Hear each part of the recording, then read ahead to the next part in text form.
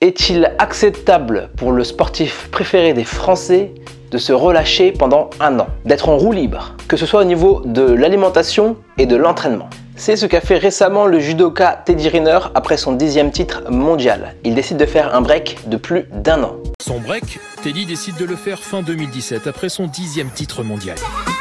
Ça m'a permis de me retrouver, d'aérer mon esprit, profiter un petit peu, partir en vacances, voir le monde, j'adore ça. De l'autre côté du débat, on a Rudy Koya, un youtubeur muscu influent qui estime qu'un champion devrait montrer l'exemple en termes de rigueur. Donc là, on a Teddy Riner, le type c'est incroyable, 1 an et demi, 0 sport. Alors 0 de chez 0, incroyable.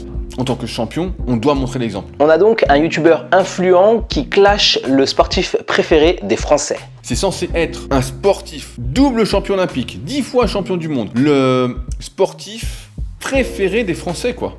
Et le mec arrive avec 32 kilos de trop. Teddy et Rudy ont un désaccord profond sur l'image que doit renvoyer un sportif. On a donc ici deux réponses différentes à la question « Jusqu'où un sportif a-t-il le devoir de montrer l'exemple ?»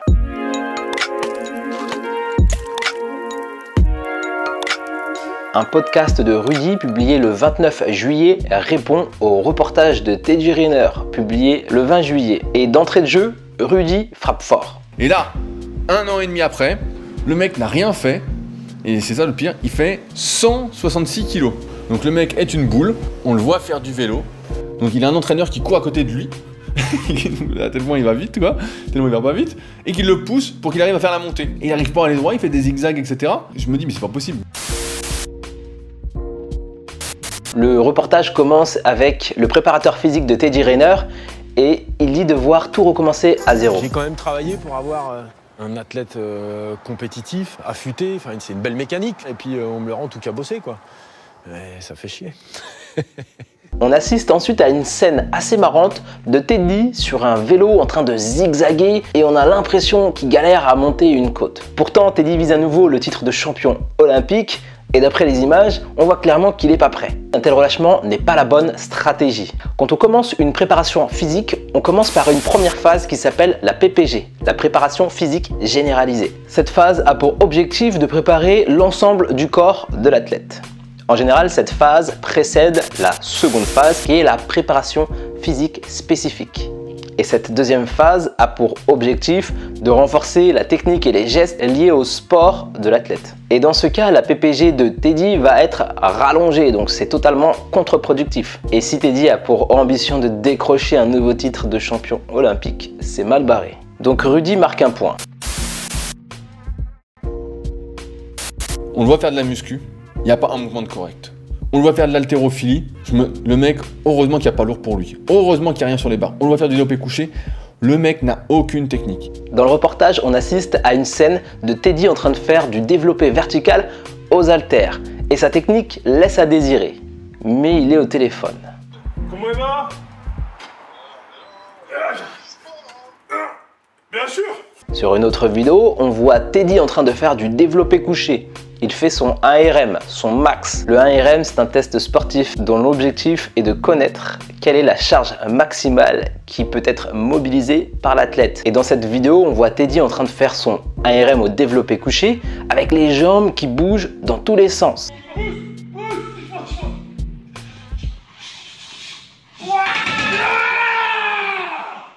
Encore une fois, la technique laisse à désirer, mais il arrive tout de même à mobiliser 230 kg. De toute évidence, la technique de Teddy en musculation n'est pas parfaite. Des fois, sa pratique est même dangereuse, mais il arrive quand même à être performant. Quand on est trop doué pour quelque chose, en fait, voilà, moi ça me plaît pas. J'ai toujours préféré ceux qui gagnaient à force de travail. Dans ma vie, pour l'instant, je suis encore jeune, mais il y en a beaucoup qui étaient beaucoup plus doués que moi en musculation. Je le voyais sur les forums. Les mecs, en 2 ans, ils avaient des niveaux incroyables, etc. Puis finalement, avec les années, bah voilà, j'en suis passé devant à force de persévérance, de travail, etc.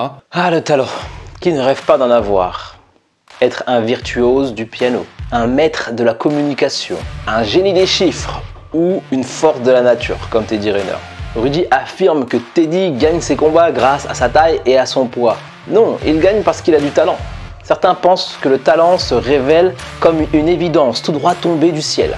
Et qu'un beau jour, ils l'ont utilisé, qu'ils ont eu des résultats remarquables, et tellement remarquables qu'ils n'ont pas pu passer à côté. La vérité, c'est que les talents se décèlent progressivement. Ce sont les expériences, les apprentissages qui vont permettre de les activer. Reconnaître ces talents exige d'ouvrir son esprit aux petites réussites, d'observer attentivement nos attitudes, nos réactions et nos facilités face à nos expériences.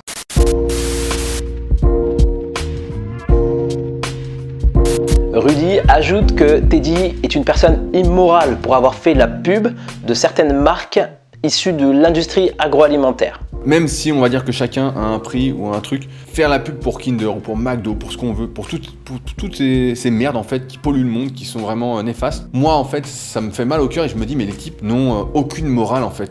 Et surtout quand on n'a pas besoin en fait. Ces gens-là ont déjà beaucoup d'argent, ça va très bien pour eux, etc. Et ils n'ont pas besoin de faire une pub pour Kinder ou pour n'importe quel junk food ou quoi. En effet, Teddy a réalisé une campagne publicitaire pour la marque Peach, des brioches Pasquier, à destination d'un public jeune. C'est une publicité qui montre que le sport est primordial dans le bien-être et le développement des enfants. Et dans un contexte où le surpoids et l'obésité est un fléau, surtout chez les enfants, chez les jeunes, associer sa marque à un sportif de haut niveau, c'est une vraie aubaine pour un annonceur. Mais Teddy est un businessman et il ne s'en cache pas. Dans une interview faite en 2019 et publiée sur le site Sport Business, à la question « Attendez-vous donc principalement des ressources financières de la part de vos partenaires commerciaux ?» Teddy répond « Oui, bien sûr, il y a des ressources financières, mais ils offrent aussi un tremplin pour l'image. Cela permet aussi de faire parler de mon sport, car le judo n'est pas très médiatisé. » Et là, on apprend que le type, en fait, à un moment, il est dans sa chambre d'hôtel et on le voit avec des bonbons, des balistos. Je connaissais même pas ce truc balisto, hein, j'en ai jamais mangé de ma vie, quoi. Des Kinder, je sais pas, il y a au moins 3 kilos de saloperie, quoi. Alors après, on le voit bouffer ça et la psychologue dit oui, il les a dans son sac, c'est une aide psychologique, mais il les mange pas à chaque fois. Mais dans quel monde on vit quand un sportif bouffe ça? On sait aujourd'hui l'impact de l'alimentation sur les performances sportives, sur le fait de ne pas se blesser, sur la récupération, sur tout en fait. Et le type est là pour gagner un 3e titre olympique et il n'est pas capable de pas bouffer de saloperie, quoi. Il lui faut ses bonbons, ses balistos, enfin, puis c'est certaines marques, attention, il ne faut pas se tromper, hein, parce que les autres ça marche pas. Même s'il n'y touche pas, hein, parfois. C'est des choses qui sont des repères pour Teddy. Quand tu arrêtes de faire du sport pendant plus de 1 an et que tu prends plus de 30 kilos, j'appelle pas ça avoir des repères. Non, j'appelle ça plutôt avoir des troubles du comportement alimentaire. Pour Rudy, quand on est champion, on a un devoir d'exemple. En tant que champion, on doit montrer l'exemple. Blessure ou pas blessure, il faut passer à l'action.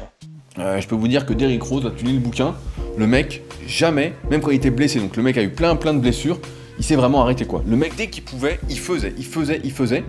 Et là, on a un type, pendant 1 an et demi, il fait rien. Ça rappelle un petit peu le slogan connu dans le fitness game, Go hard ou go home. Traduit en français, ça donnerait vas-y à fond ou rentre chez toi. Mais en voyant un Teddy dans une situation un peu difficile, on échappe un peu à la culture du fake qui s'est développée sur les réseaux sociaux. À la base, les réseaux sociaux sont censés nous connecter les uns aux autres, de nous permettre de garder contact avec nos proches. Mais ils ont eu l'effet inverse. Aujourd'hui, on ne partage plus pour donner des nouvelles, on partage pour générer des likes ou des followers. On partage pour se donner une image de succès ou d'élite sociale. Le meilleur exemple pour illustrer ça, ce sont les photos Instagram. Calibrées au millimètre près, elles ont souvent comme message profond « Regarde, ma vie est meilleure que la tienne ». Alors voir un champion dans une situation difficile permet de déculpabiliser.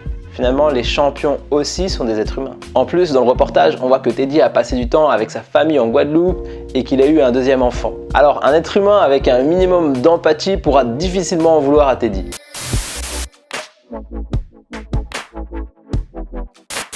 Vous avez sûrement déjà vu un sportif de haut niveau se blesser, arrêter le sport pendant quelques mois et prendre pas mal de poids sur cette petite période d'arrêt. C'est le cas de nombreux sportifs de haut niveau et ça amène à croire que, en termes de santé et d'habitude, les sportifs de haut niveau ont une approche différente de celle des gens lambda qui s'entraînent pour être en forme. Pour le sportif professionnel, son job, c'est de s'entraîner 2 fois par jour. Et à la fin, l'objectif, le résultat cherché, c'est d'être champion. Pour un commercial, son objectif c'est de créer, de fidéliser, de développer un portefeuille client et augmenter le chiffre d'affaires de son entreprise. La différence entre les deux, c'est que le commercial est sédentaire.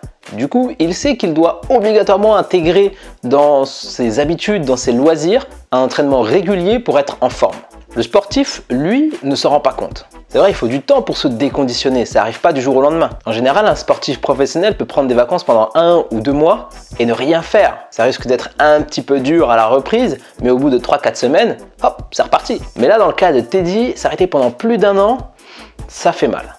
Alors pour le commercial sédentaire, sa force à lui, c'est qu'il a réussi à ancrer profondément dans ses habitudes une alimentation saine et un entraînement régulier. Pour lui, faire du sport est un plaisir et il pourrait même s'entraîner pendant un jour férié. Alors que pour le sportif de haut niveau, lorsque l'occasion se présente de ne rien faire, il saute dessus. Pour lui, faire du sport, c'est comme se rendre au bureau pour le commercial.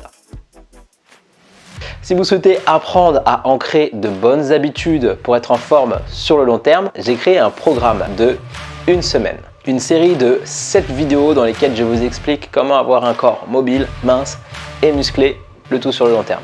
C'est gratuit et il est disponible en cliquant sur le lien qui se trouve en description de cette vidéo. Si vous avez aimé la vidéo, je vous invite à liker. Si vous pensez que ça peut plaire à un ami à vous, n'hésitez pas à la partager. Et pour ne pas louper la prochaine vidéo, pensez à vous abonner. Et on se retrouve très bientôt dans une prochaine vidéo. Ciao, ciao.